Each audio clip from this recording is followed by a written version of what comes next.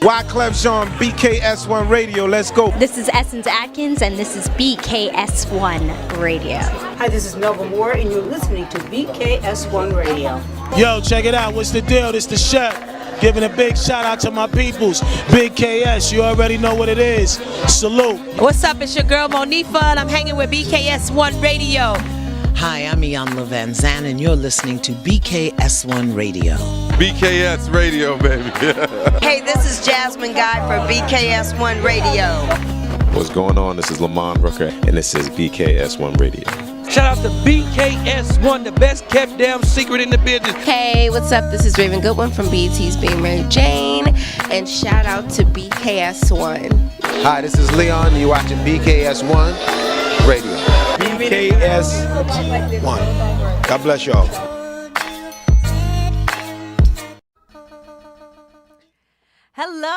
Hello, and welcome to BKS1 Radio, the Owl Show. It is your girl, Latoya Chanel, and I'm so happy to be back in the building this week, and I have an amazing guest who's going to be in the studio with me, and again, we're still on this healing journey. So if you've been watching for the past few weeks, the healing journey doesn't stop. You know why? Because as long as we are on this planet, we should be learning, we should be healing, we should be growing. And that's what our purpose is here on the show, right? So I shared with you all just a little bit about what I'm going through and how I'm on the healing journey. And I'm hoping that you guys have been coming along with me. And I know a few of you have, because you've been talking to me in the comments, no matter if it's been on Facebook. I've gotten some comments on YouTube. Thank you for those who have been listening on TuneIn, for those who have been listening on Spotify, and for those who have been watching on the web at bks1radio.com. I love you all for watching, and I love you all for listening. And thank you for being supportive and being a part of this journey. And I hope that there is something that we are saying here on the show that is helping you, that is reaching you. And honestly, if I can just get you to think one thought differently, just one thought differently, then I'm doing my job here. In the meantime, I don't want to talk too much with this intro because you all know me, especially if you've been watching. And if you're new to the show and just watching for the first time on YouTube, or if you're watching for the first time or listening for the first time on Spotify, welcome. In the meantime, let's get into tonight's topic and to our guest. Now, our guest is no stranger to the show. She has definitely been here before. Last time she was here, this was for more political reasons. You were running. We were in the middle of a political race, which you won. I won the primary. Okay, here we go. Let's clap that up.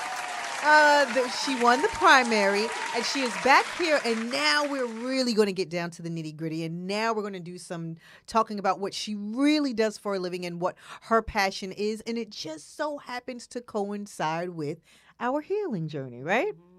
Because we had an amazing conversation before the last show began, and that's what led us to here. So please help me welcome to the studio, Miss Darcella Sessomes, everybody. Welcome to the studio tonight. Hey, I'm so glad to be here. Thank you for the invitation and for the lovely, safe, warm environment. When I came the last time, I was really nervous. I didn't know. Really? We had met. No, we You didn't hadn't. know me, No, we I hadn't. didn't know you. Yeah. But that time that we had, that 30 minutes that we had before we actually went live, and we talked about what we had in common around this whole issue of trauma and healing. I felt the connection. I hope you felt it too. Absolutely. We've stayed in touch. We have stayed in touch. Yes, we have. Yes. And so I'm just appreciative that you're in this space and that you're promoting wellness. It's a great thing. Absolutely, and I'm so glad that you're in this space and you're promoting wellness because, you've shared, some books with me. We've shared some more tips and tools for being on the journey and some of what we've gone through because, the human struggle, I feel like it's never in vain. And as long as you're able to share your story with someone else, you never know who you're helping. And you never know when that's going to be a glimmer moment for someone that pushes them forward. Absolutely. And I feel like you were that for me when you came on the show last time. So I definitely want to thank you for that. So let's get into it. Let's get into it. So tonight we decided that we were going to talk about, what were we talking about? Taking the mask, removing the mask? Removing the mask. Okay. Authenticity. Mm. Yes. And what a great topic, given that next week is Halloween. Absolutely. Yep. So with next week being Halloween and everyone is so used to wearing masks. So let's get into it, right? When do we put the mask on? When do we put the mask on? Because we don't realize a lot of times that we're either acting different or not being our authentic selves, or we just don't feel like we're home, from the book. We don't feel like we're home. And I want to ask you, well, first of all, just tell everybody a little bit about what it is that you do, and then let's get into the question about the masks. Okay, so, as Black women, we don't just have one job, right? No. I have 30. So my full-time job is I do work for the state. I work for the New Jersey Department of Corrections, and I'm the chief of programming and reintegration services. But outside of that, as my full-time job, I am also a licensed clinical social worker. I'm licensed in New Jersey as well as Pennsylvania, with an emphasis on trauma and healing, and particularly Black women, their trauma, their healing, their journey. That is my lens. I always let people know my lens is Black woman, cisgender, Christian lens. But again, I intersect with women from all walks of life, because that is my life's joy and my life's passion, which is to help other women on that journey. And working in that environment, I'm sure you see a lot of trauma. A lot of trauma. Yes, a lot of trauma. Yes. So, and particularly, I'm going to talk about women. I'm going to keep my focus on women. So, at the women's prison in New Jersey, we only have one women's prison in the state of New Jersey. And I have been working with those women for a very long time.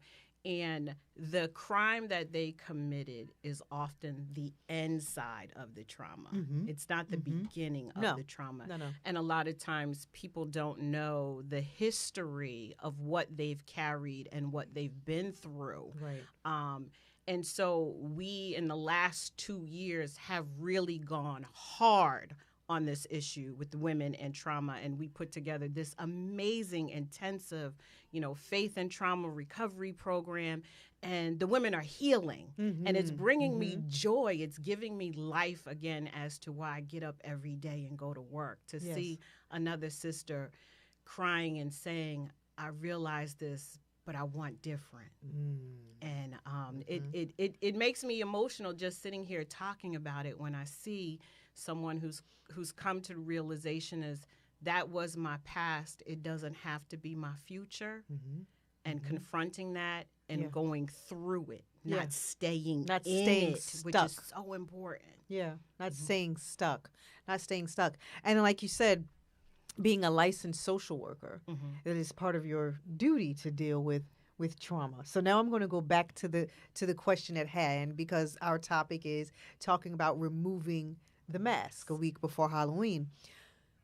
When do we apply the mask initially? Well, what I've found is that a lot of times that mask is put on at a very young age. And I'll give you an example. So if you grow up in a household where affection has been removed and you want affection so bad from either your mother or your father, you'll begin to create a persona in that space and order to gain the love that you want. Yeah. That might not be who you really are as a child. Maybe you'll do, extra chores and, you'll play sports because you want that validation and affirmation, but that's not really what you want to do. Or what I've also noticed too is, we also tell young girls, don't cry. Don't let them see you cry. Don't let them see you cry. We tell women, don't let them see you cry. Absolutely. But that starts very, very young. Don't let them see you cry. Put your big girl panties on. And it carries from that young age, like you said, all the way to adulthood and sometimes to the grave, because again, we want to make people happy. We want to be affirmed. We want to be loved. So I'm going to put this persona on. I want to be strong. I want to be strong. I want to be accepted. So I'm going to put this mask on because if I put it on, maybe you'll accept me. Okay, so that's the origins of the mask. That is the origins of the mask, which typically stems from neglect, some sort of trauma, PTSD. I guess that's some sort of trauma as well. But like you said, it's early on in your life where the mask itself is created and you're putting it on.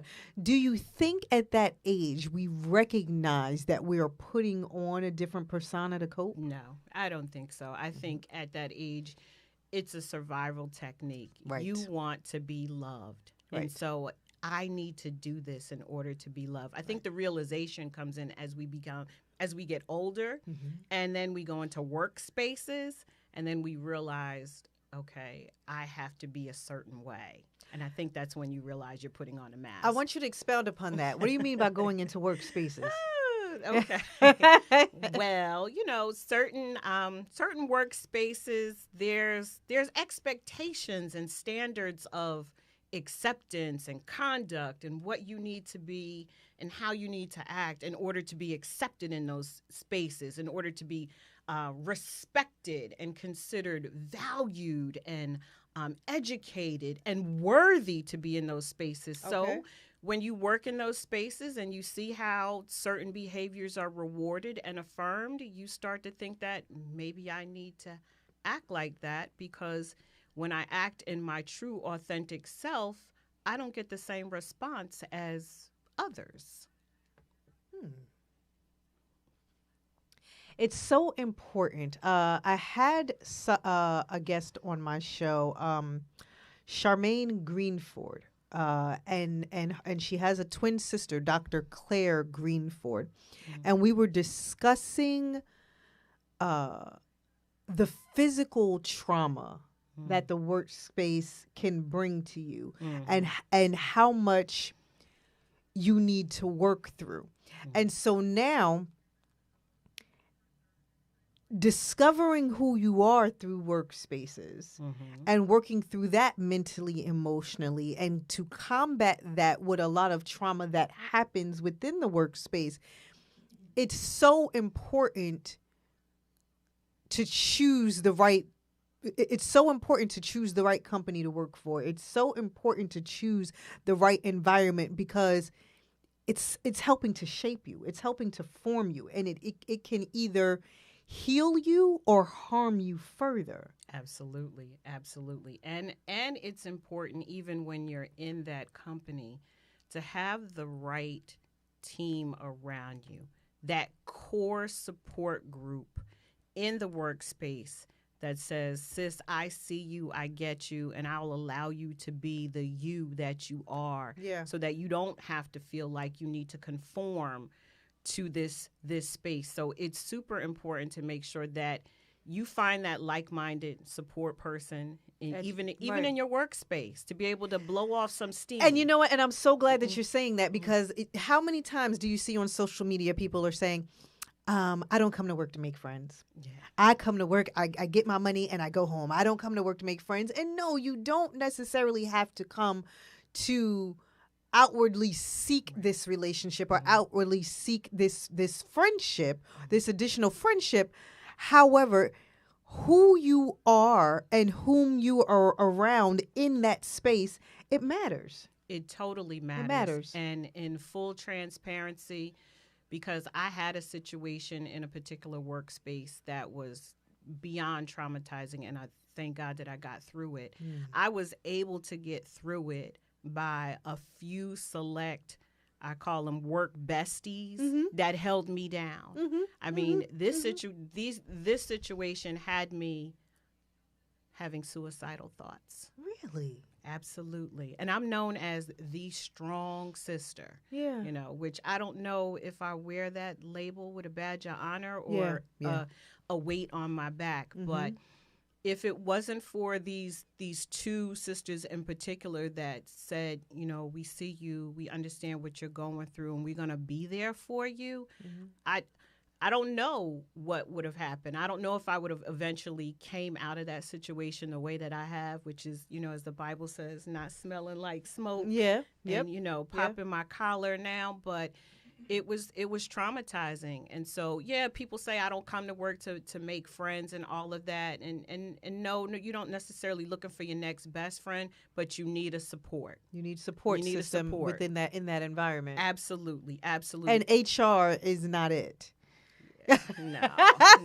Look, let's just say that HR is that's not your support system within your workspace. No, because there are some conversations you can only have with some people, and you need to know that they can hold that. Yeah, they can hold that. Yeah, and not be judgmental in the end. Right. I'm gonna send this show to a few people at my job when we're done, just for this particular part. But yes, okay. So I definitely want to get back to the mask. Mm-hmm. Because you mentioned recognizing that we're wearing a mask a lot of times happens when we get older and we're in a workspace and we have to put on who it is we need to be within that environment. Mm-hmm. And so it seems like it would either be a trigger for a lot of people because you have to switch. You can't necessarily be 100% of yourself a lot of times in a lot of spaces. Right. And so while you're switching into this new persona to do this task, you recognize that you're switching in a lot of other environments in order to be around family members and in your relationship or with children or whatever the case may be. So that's really interesting that you say that. And so it's interesting because, you know, we all know the term code switching. And, you know, I used to be highly judgmental of that term, but trust, that is a survival technique. Yes, it is. You know, people need their check. Let's be very clear. People need their check, but people don't want to lose their identity and sell their soul in order to get it. And so in certain spaces, you know, even for myself, certain spaces I have to be Dr. Sessomes and, you know, make sure I enunciate all my words. Otherwise, people won't realize that I do have 5 degrees and one of them happened to be from an Ivy League school. And sometimes I just want to be Darcella, where I say, we not finna do that and not be judged. Right. And please excuse me. I missed the doctor when I said our guest today. But it's Dr. everyone, Dr. Darcella Sessomes. But yes, please continue. So you know, we have to figure out what is our comfort level in that switching in that moment. Because if you find that the continual switching is problematic for you, it's causing you depression, anxiety, it's causing you to feel less than, then that's when it's a problem. Some people can vacillate in those roles, turn it on and turn it off and it not bother them and keep it moving. But others, when they have to do it all the time, it starts to take their toll on them. And they feel like they're losing their identity to the point where I don't know who I am. Who am I? Yeah, who am I? Who am I? Am I who the machine wants me to be, or am I just me? And again, I want to be very clear, non-judgmental, because we understand people in the workspace, people have to be who they feel they need to be in that moment. Right. But wouldn't it be just a great thing if we could just be ourselves and be accepted for that? Yeah. Yeah. And in full Ebonics term, who are me? You know, who are me? You know, and I asked that question, you know, we're laughing and we're joking, but there's a lot of people that have worn the mask for so long. They don't know who they are. And you don't know who they are. Nobody knows who they are. Right. Who are you in the absence of this profession, in the absence of this title, in the absence of, who are you? Well, I can tell you this. When you encounter those people, I see them as someone who is broken and who is insecure. Insecure to really be vulnerable. Yeah. Because it takes courage to be vulnerable. Yes, it does. Big courage to be vulnerable. And so that's who I see them as. And instead of, you know, being so judgmental, I try to figure out, okay, how can I create a space where they can be their authentic self and just breathe and say, this is who I am. And we need to do a lot more of that. But I truly see them as someone who's insecure, someone who's afraid to take that mask off because they don't know once I take the mask off, will I be accepted? Right. Will I be judged? Right. You know, will I be liked? And in as much as it takes courage to be vulnerable, it also takes courage to step into your freedom. It does. Because the cost of that sometimes is being disliked by people, and people don't want that cost. I think in the process of not knowing who you are without the mask, that a lot of people don't know how to act. Yeah. So for those that have this mask that has stemmed from a lot of trauma, so a lot of times you find people that are just overly hard and overly aggressive. You know, a lot of times they don't know who they are in the absence of that because they can thrive in chaos and they can thrive in that aggression. And if you remove the problems, who are they? Exactly. They don't know how to operate in peace. No. They don't know how to operate in love. It's foreign to them. It's foreign to them. And it feels like something is wrong because nothing is wrong. Right. Right. Particularly if they grew up in a household where that was toxic and chaotic, and that's how love was expressed. Right. I recently come to the realization through study, of course, by some of the greats out there, that we tend to label some of these sisters out there as mean and just angry and nasty or having a stank attitude. Yeah. But that attitude is really rooted in despair. Of course it is. And instead of saying, what's wrong with her? Maybe we need to start saying, well, what happened to her? And how can I be that bridge to help her come into that space of peace? Yeah. You know, we're quick to say, oh, they got bad attitude. They just horrible. I can't stand them. But we don't know their story. Right. People aren't born just angry. and miserable. Circumstances bring them to that space, and we have to be the people that help them unpack that. If they're willing to. Exactly. If they're willing to. Because Right. I just want to give a shout out to my team who does the monthly Red Flags series.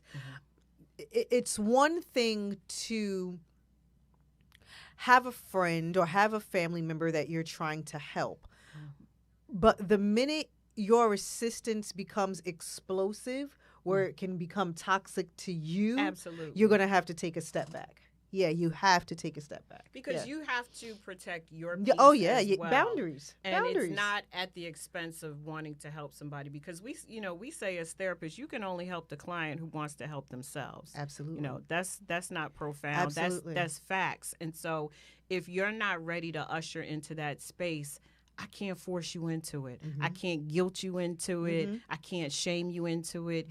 You have to want this. Yeah. And so if it comes to the place where it's your peace versus mine, I'm sorry, I got to love you from afar. From afar. You know, I wish you the best, but I got to protect my peace at all costs. Boundaries. Boundaries, I've been yes. talking about that literally on a weekly basis because that's been my lesson in my therapy sessions with my therapist.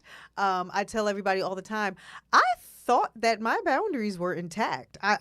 If you had asked me last year this time about my boundaries, I would say, oh no, I'm perfectly fine. I don't allow folks to disrespect me. I don't do this. I don't do that. And we started this session on boundaries with my therapist in January. And I was like, wait, what? What do you mean that's a lack of boundaries? I accept this because that's a lack of boundaries. And I did that because it was a lack of boundaries. And I was like, wait, no, that's not me. That's not who I am. Right. You know? And through going through this for the past 10 months now, I realized that a lot of things that were happening in my life were due to lack of boundaries. Interesting. Yeah. Interesting. And when you go to establish boundaries with people who are not used to having boundaries with you, they're now feeling rejected. Woo. You're acting new. Yes, you think you're better than different. everybody else. Yes, There's all kinds. We always default to name calling. That's the thing that we tend to do. Yeah. But they have to understand that those boundaries aren't to keep them out. It's to keep you sane. Mm-hmm. And quite frankly, if you want to continue to have a relationship with me, Yep. I have to have those boundaries. Yeah. Otherwise, that might not happen, and then we may no longer be in each other's lives. Yeah, absolutely. And so boundaries, Absolutely. I'm big on boundaries. I'm big on boundaries in the workspace, but again, that doesn't mean that you can't have established friendships. Yeah. You know, boundaries just are about where you end and where I begin, and making sure that my comfort level is good and that I'm protected. Yes, I love boundaries. Yes. So okay, so let's get into this mask. I know you have a few points that you want to discuss, as far as we know the origins of the mask. We know the origins of the mask a lot of times, like we said, are either from childhood neglect, childhood trauma, growing up in toxic environments. If there was some sort of instance that happened and we we have put on the mask as a part of survival. Yes. And so we now get a little older. A lot of times we get into these workspaces and we recognize that we have to be a different person in a different environment. What do we do from there? What's next? So again, it's about how do you want to flow in those environments? And I always say, if you want to know if you're not being yourself, your true authentic self, to ask yourself a couple of questions. So the questions are you modifying what you say to people in certain spaces? Are you withholding what you would normally say because you're so concerned that they might not receive it well? That's one of the questions. Go ahead. How do you know the difference between, some of us can be just rude, yes, right? Yes. So how do you know what is appropriate for that space where you can say that versus I am either playing myself small, or I am either not operating as my true authentic self? How do you know the difference between the two? Well, I think anything can be said in any situation. It's just a matter of how you say it. Right. Right. So if you're coming with the anger, the venom, the vitriol attitude, it's not going to be received well. Right. And so your delivery, obviously, right. it has to be absolutely correct. Yeah. Absolutely. But for me, short of that, you should be able to move forward and say what you need to say. You just need to modify your delivery. That is for me. Other people might feel differently about it. Because you're going to have people who are just outright rude anyway, and they're not going to change. But I think you need to be able to say what you need to say and not modify the content of what you need to say solely because you're afraid that it's not going to be received well, or people are going to all of a sudden be angry with you, because anger, we know, is the door front for fear. Yeah. So I think you need to ask yourself: are you constantly modifying what you want to say in the workspace because you're so afraid of people's response? The other thing I ask is: are you a constant people pleaser? Constant. I got to make you happy. I got to make Norm happy. I got to make this person happy. I got to make this person happy. And one, that's exhausting. Absolutely. Two, I don't know how you're going to get your work done. And right. Three, you're definitely going to move yourself into an early grave because you spend all that energy trying to make everyone else happy. When do you become happy? And so are you one who's constantly people pleasing? Do you find yourself comparing yourself to other people? If you're constantly comparing yourself to other people, then you feel that there's something in you that's lacking. But you are whole, you are as is. And we need to value that and honor that. I think that's super important. Yeah. Do you find yourself lying because you don't want to hurt somebody's feelings? So you'll tell me, oh yeah, your jean jacket looks cute, when it looked absolutely horrible. I look toe up from the flow up. But you'll rather lie than be honest with somebody because, again, you're afraid of that acceptance. Right. So I ask, do you find yourself constantly lying? Do you stay quiet in meetings, in situations where you shrink and become small because you don't feel your true authentic self would be welcome in that space? And then I think lastly, I would say, are you constantly putting other people's thoughts and wishes over yourself? Over yourself. What do you want? Oh, you want to go home early? Oh, okay, go ahead. Now, mind you, I might have had tickets to whatever and promised my kid, but I want to keep you happy as my coworker. So I'm constantly putting you before me, not thinking of myself and my needs first. And it's okay to think about your needs first. Oh, absolutely. But some people say, oh, that feels really selfish. Absolutely not. I'm not one of those people. I'm not one of those people. Absolutely. And neither am I. As I've gotten older, I've become really in tune to what I need in order to maintain my authentic self, to keep healthy boundaries, and to maintain my peace. And I practice that every day in the workspace. Yeah. This is what I need in order to maintain my healthy space. And I need you to respect it, not feel rejected, not personalize it. But this is what I need in order to be the best Darcella. And if you love and respect me as much as you say you do, you will honor that. Yeah. You will honor that. And so those are the questions that you should be asking yourself to find out if, in fact, you are wearing a mask. If, in fact, you are wearing a mask, because there's so many of us that are and don't know it and don't recognize it or don't realize, like you said earlier, that we're not being our authentic self.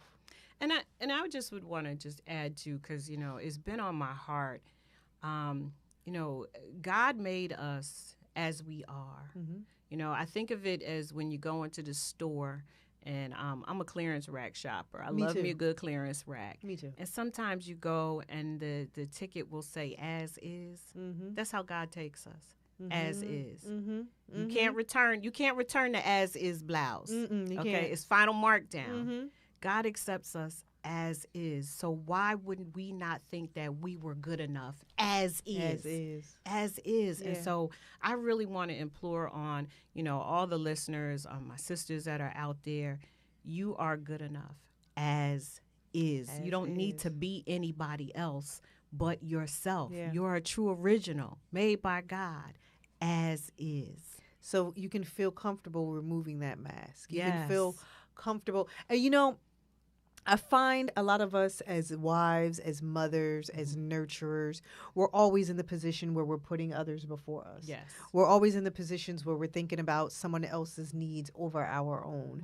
And in doing so, a lot of times we don't realize that wearing that mask means sacrificing ourselves, sacrificing our needs, sacrificing our wants. Sometimes you have women who are in marriages who don't even have their own thoughts anymore. No. Because they've just taken on their partner's thoughts, their partner's identity. Yeah, and it's and so you don't even realize you're wearing a mask a lot of times in your marriages and your relationships as mothers, because you don't feel as though you have that space to be your true self.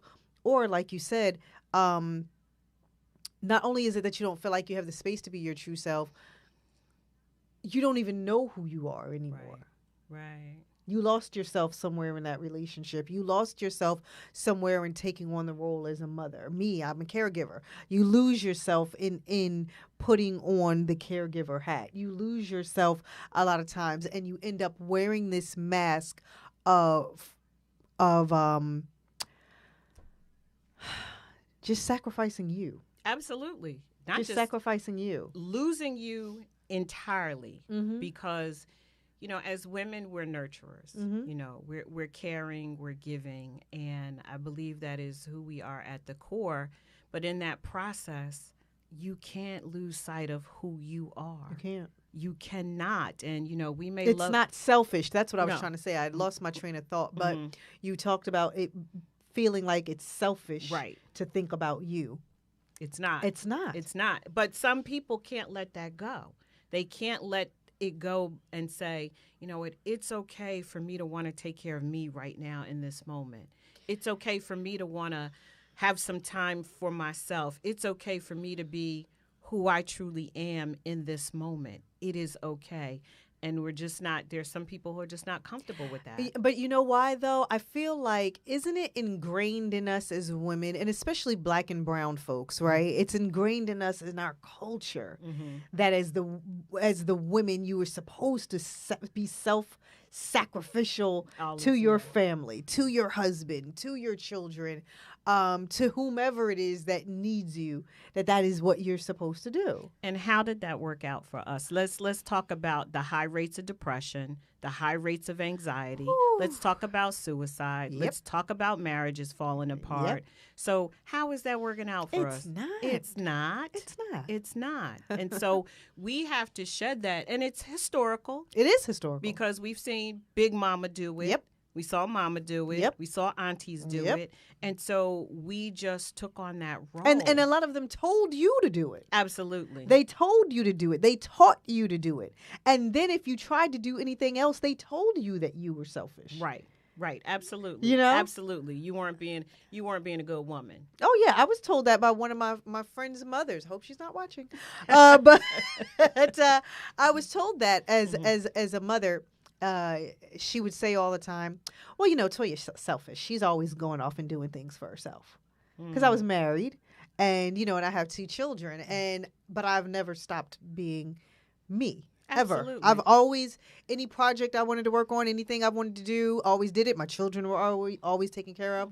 My husband was too, for that matter. But she would say all the time, well, you know, Toya's selfish. She's just going to go off and do what she wants to do for her.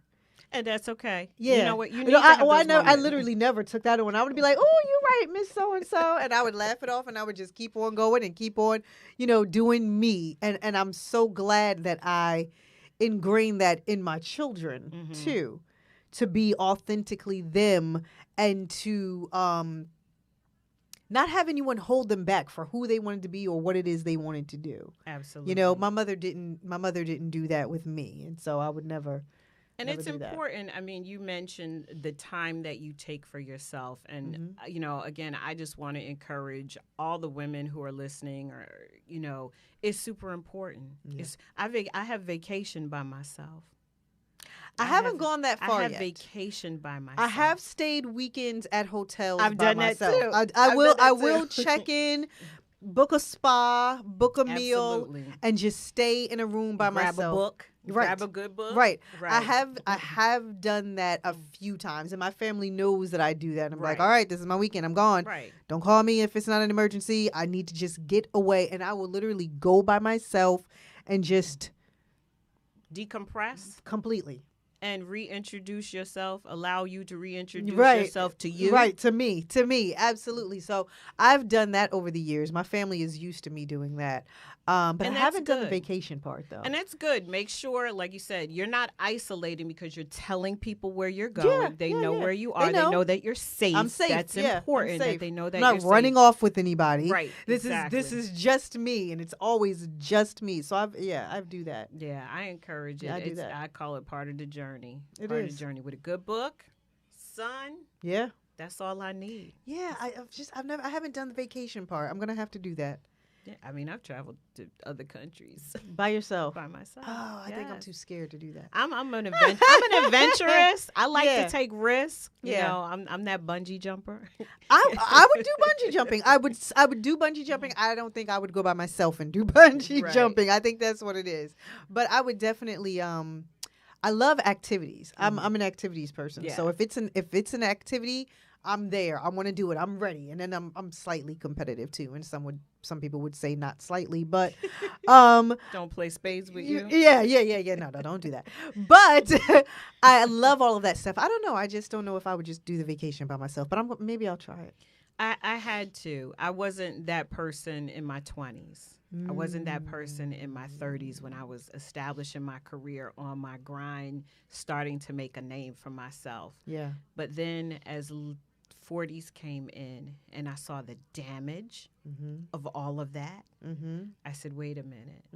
Is that what life was supposed to be like? that 9 to 9 grind, 7 days a week, 365. You're no longer you anymore. You're not. You're in bondage to a career. Yeah. And I had to make a change. And and there's one day where you just look up and you're like, wait, what happened? But it also took its toll on my health.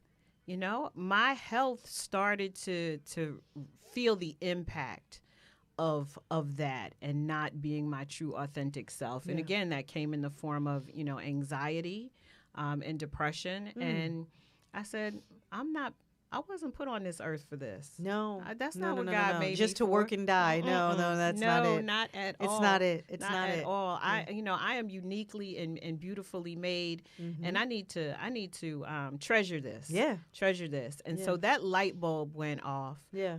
And as a therapist, I have also been in therapy. Oh yeah. I'm okay with saying that. Every publicly. Therapist has a therapist, yes, right? Absolutely. Oh, okay. and every pastor should have a therapist too. Yeah. And it's life changing. It's like you almost feel like you can breathe again. The weight, it's not. It's everything isn't on you. Shoulders. Yeah, it comes off. Yeah, because you're carrying so much. We heard Erykah Badu, bag lady. Why was I screaming that on the way to work this morning? Bag lady, you're going to hurt your back. Yes, I was on 78 this morning and it came up on my playlist and I turned the radio up and screamed that on the way to work today. But that's today. But that's what we do. We carry so much. But we got to put the bags down and take the mask off. And there's freedom in taking that mask off, which gets me excited. I hope you can see it in my face, the freedom that comes with that. And it's not a freedom of, I don't, give a darn what, other people say or think about me. It's not in that. Because I think that's what people feel like freedom means. Being authentically me means I can hurt other people and you just have to deal with it. Right. And that's not what it is. Right. Or what do black people say? Well, they're keeping it real. Right. They're That's just keeping who it real. I am. If That's you just can't deal with it, yeah, blah, I'm blah, blah, keeping blah, it blah. real. And Yeah. if you can't deal with me keeping it real, but no, you're being rude. Excuse my language. You're being rude. You're being an asshole. You know what I mean? And right. it's like freedom does not mean that. It doesn't equate to that behavior. You know? Not at all. It gives you, first and foremost, it gives you a peace that no human can ever give you. And it gives you clarity about what you want to do in that moment. That's what freedom is. Like you said, it's not the to come back at people and we think that's cool and acceptable. No, you're not. When I look at people like that, again, I see myself when I was in that moment. And I realize now, like, maybe you weren't the nicest person in that moment. Yeah. And it gives me perspective for, as I move forward, making sure that I don't go backwards. Yeah, so I remove that mask if you can. Take it off. Again, you are a beloved, wonderfully made person. There's freedom. And guess what? There's liberation in not being liked by everyone. Yeah. Stop chasing likes, stop chasing love, because social media has got authenticity all jacked up as well. Oh, my God. Okay. We're a mess. Okay. Love social media, not a big guru on it because I'm the older generation, but it has us chasing people's false personas. Oh, it's comparison terrible. to our real lives. Oh, it's terrible. Oh, it's absolutely terrible. There's no sense of reality anymore. No. There's none. And part of me feels bad for the next generation because they don't know what real is or what real looks like, and they're trying to model themselves off of something that doesn't exist. Right. And it's sad and it's scary. And I was going to say dangerous. Yeah, yes, it's scary. It's dangerous because then the question becomes, what are you willing to sacrifice in order to have what they have?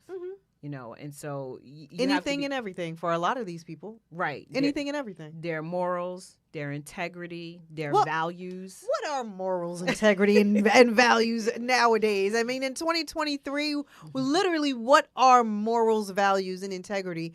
And the sad part, you know what? Honestly, because we could talk about this whole social media thing. That'll be another show that could be for a whole nother hour. Because I'm finding my generation. We are in an age bracket where we are old enough to remember things before cell phone, internet, and social media, but we were young enough to adapt to it when things begin to happen. The problem is that a lot of folks, and I'm in my mid 40s, the problem is a lot of folks are beginning to act like younger generations, as if they didn't grow up in the same time as us, where we knew a world before all of this. Right. You know? And I find that mind-boggling. I'm just like, really? You don't remember you 72 before acting like this? You don't remember the world and life and relationships, conversations, how to eat dinner, how to do all of these things, how to engage people appropriately and not be a keyboard gangster. People don't know how to have conversations anymore. Not at all. There's no structure to a conversation anymore, and it's sad and it's sickening. And it's like, wait, you're 50. You were here before all of this. Did you really forget? There's no problem solving. You know, it's. I remember your parents would say, "Go outside and work it out. Go outside and work it out. Talk it out, work it out, fight it out, whatever." But that ability to be engaged with you one-on-one as a person, people don't know how to do that. Is gone out the roof. Again, not to badmouth social media, because it has its place. Oh no, it has its place. It has its place. It has its place. What it's for. However, there was a world before social media. There was a world before the internet. There was a world before cell phones. Absolutely. And we need to start acting like it. And I feel like values, morals, and integrity will come back. But either way, that's, again, topic for another day. Absolutely. I want to go back into the masks, because we talked about the origins of the mask. We talked about how to identify the questions you ask yourself to identify if you're wearing a mask. How do we remove it? Oh, that's a great question. So I'll hit you back with this. You'll decide to remove it when it becomes too damn heavy. And unfortunately, at that point, the damage could possibly be, unable to be repaired with certain people. But you will begin to remove it when it becomes too heavy. And when you decide it has become too heavy in terms of what you're carrying, how it's impacting your health, how it's impacting your interaction with people you love, how is it impacting your interaction with people on the job, when you realize that, you'll say, I need help and I need to do something differently. And that's when I hope you phone a friend, you pick up a book, because I always say you need a book, a friend, a movie, and a song. You need to have those 4 things in your immediate toolbox: a book, a movie, a song, and a friend. And give me the significance of all 4 of those. A book, because there's knowledge in books. Absolutely. And you can find yourself in the story. Yes. A friend, everybody needs to have that one confidant that can someone hold to confide in. And can hold it. Okay? You don't want your tea you don't want your testimony to become somebody's tea. I just saw that on Facebook. Ooh, I don't want my testimony to be somebody's tea. Go ahead. Right. A movie, because you can find yourself in the movie. I always go back to The Color Purple for me. Really? For me, The Color Purple is my movie. And then a song. And for me, my song can be any old school gospel music. Do you know? Oh my gosh. I was literally singing in the car. I'm always singing in the car. Can you not tell? I was singing Erykah Badu on the way to work. And I was ending my meeting before coming in here to do the interview.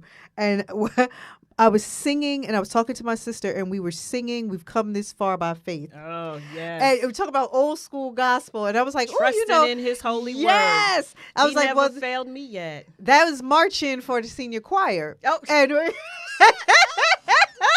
that was marching for the senior choir. Yes, and so with the 2-step. Yes. And so I was literally singing that in the car as you were walking up. But think about it though. When you get to the point where you're ready to change, you have come this far by faith. What? And you had to lean on something. What? And you're going to have to continue to lean on something in order to go through the change process that you're hoping. So when you decide that you want to take the mask off, maybe you want to talk to somebody formally, go to formal therapy. Yes, definitely, yeah. You're still a little vulnerable, so you're going to have to lean on the power of your faith, you know, in order to get you through that and to not be afraid. Yeah. Because there's hope on the other side. There is hope on the other you side. You can go from hurt, you know, to hope, to healing. And so it's important. Hurt to hope to healing. Yes, you can. You can definitely. So again, I always say, you know, a friend, a song, a book, and a movie. But when you get to that point and you make that decision that, you know, I can't keep living like this. I can't keep going through this. I need help. There's two people I want you to call on. First, I want you to call on God, and then I want you to pick up a phone and find a therapist. God and therapy. And you got to find one that's a good fit for you. Yeah. Okay? You need to, you all need to be in sync. And so if you have to bounce around, if you want a therapist of color, let me tell you, we're hot right now. Yes. Therapists we are hot right now. Yeah, so many so that, you know, I have to, you know, I haven't been seeing people because I'm just so busy, but pick up the phone and call a therapist, make that appointment, take the mask off and say, I'm going to go and get the help that I need in order for me to be free, to be liberated, and to find that peace. And I promise you, and I don't make too many promises, that the new you, the peace that you will come into will be greater than anything that you've ever experienced. But you got to take that step. You got to take this step. And so, you know, I don't know how this works. And if you're like, well, Doc, I don't know a good therapist, put your name in the chat. I can hook you up with somebody. Because I forgot to give my disclaimer at the beginning of this that even though I'm on this show and I am a licensed therapist, I am not yours. So therefore, please do not consider this as therapeutic help in this moment. So disclaimer given. But I am so committed to making sure that other women get connected because I know what it has done for my life. And what it did for my life was as soon as I met you, we bonded immediately. Immediately. We sharing books and resources. No, you shared your book with me. Got some more tonight. Yes, it was right before my birthday, and you literally dropped a book off at my house, and that book stays on my nightstand, and I go back to it. Yes. And I go back and reread chapters. Yes. So thank you so much for that, because you didn't have to do that, and you did. And so I thank you. I thank you for that. I thank God. I thank you for that. That was all God, and Him putting you in my life in that moment during that time, which was the primary election. You know, it was just a blessing. And you know, I have more books that I want to continue to tell people, you know, pick up and read. I get no kickback for the books that I read. I want to say that. But I believe that if you're not ready to actually start talking to someone, there's some good books out there to get you started. But please, you know, professional help can do you wonders. Listen, so I'm gonna run it back for everybody who's listening. Tonight, if you were just tuning in, we talked about wearing the mask and how to remove the mask, especially with Halloween being next week and whomever celebrates. It's all about taking the costume off, removing the mask, and showing up as your authentic self. And then we said that a lot of times when you learn to put on the mask, typically out of survival, and it happens usually at a younger age for a number of different reasons. It could be neglect, toxic environment, some sort of traumatic event, and then what you said something tonight, and it's really just. The workspace is so important. It's so important, and we don't realize it's a big part of your day. And we don't realize it's a big part of your life, and we don't realize how much it changes us, it shapes us, and how much we learn from the positions that we take and the people that we're around and the environment that we were in. But something you were saying, a lot of times we recognize that we're wearing masks when we're in different work environments. That's usually the time period where we're learning that we're somebody different, or we have to present as someone different. So I thought that was really, really, really, really good piece of information. And then, for our young people too in college, they put that mask on. You know, they're around people of different walks of life, different socioeconomic backgrounds. Right. People want to fit in, in that college environment. So you mask up learn in college so much. too. Yeah, you learn so much. Absolutely. So much about yourself. And so, and then Dr. Darcella gave 7 questions, I believe it was, to find out if you're wearing a mask. And then we kind of transitioned to, okay, you have it on, you're wearing it, you've identified you're wearing it. How do you go about removing it? And then that's when you said you need 4 things. You said a book so that you can read more about it, get some more information, a song that you find yourself in, a movie where you can see yourself within this movie. And what was the 4th thing? Friend. And a friend, someone that you can confide in. And then once you go through those 4, whatever higher power you believe in, absolutely, you need to be asking questions, getting into prayer, getting into meditation, getting into whatever it is you do that makes you feel like you're connected to whatever it is you believe in. And well, for me, it's God, but for you, it's whatever it is. Right. And then a therapist. Absolutely. A good therapist that is for you, that understands you, that relates to you, and that can help you to get through the trauma and to the healing. Because like you said, there's hurt, there's hope, and then there's healing. Absolutely. And there's no shame. Ooh, there's no shame in asking for help. No. You see it now. You see more stars and athletes talking about that they're getting the help that they need. Oh, I stay with a therapist. Absolutely. It don't even be nothing. I don't feel like there's anything wrong, but it's like, so what are we talking about today? I don't know. And I'll sit and I'll be like, I don't know. I think I got sad last week over something. I don't know. And then because it could be situational too. Right. And then we'll just start talking and I'm like, And then just helping me to see something differently, no matter how big or small it is, is good for me, and it's necessary for me. So yeah, it doesn't have. I stay in therapy because I rocked my shirt tonight. What does it say? What does it say on the camera? Mental. What does it say? Mental health matters. Yes, it does. And then on the back it says, "Yes, it does. Don't ignore yours. Don't ignore your mental health." That's what it says on the back. I love that. I love that T-shirt. Listen, you got to make it a priority. You got to make yourself a priority, and you have to make your well-being a priority. Because when you make that a priority, I guarantee you're going to love you even more. And then the people who are around you are going to love you even more. Yes, they're going to appreciate it. Yes, they will. This was amazing today. We have to continue. You have to come back. We got to do one on Superwoman syndrome.